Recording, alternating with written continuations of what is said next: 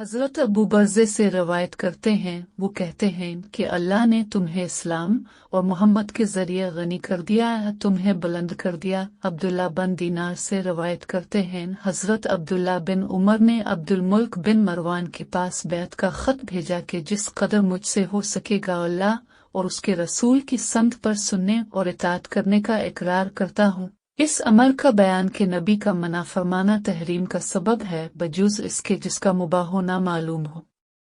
और यही हाल अब के अमर का भी है, जैसे लोगों को जबकि वो हज से फारिग हो गए अब का ये फरमाना कि अपनी बीवियों के पास जाओ। जाबिर ने कहा, अपने सोहबत को उन लोगों पर फर्ज नहीं किया बल्कि उन लोगों के लिए हलाल कर दिया।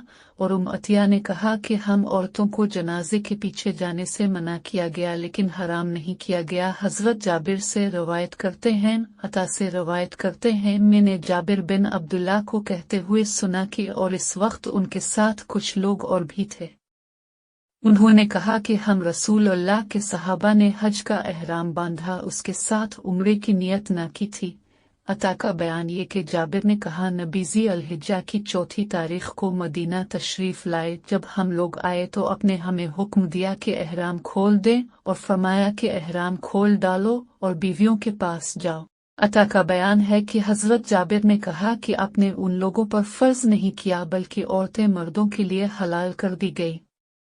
नबी को ये खबर मिली कि हम लोग ये कह रहे हैं कि जबकि हमारे और अरफा के दरमियान सिर्फ 5 दिन बाकी रह गए हैं, अब हम लोगों को इजाज़त देते हैं कि हम अपनी बीवियों से सोहबत करें और हम अरफा इस हाल में पहुँचेंगे कि हमारे जिक्र से मज़ टपक रही होगी।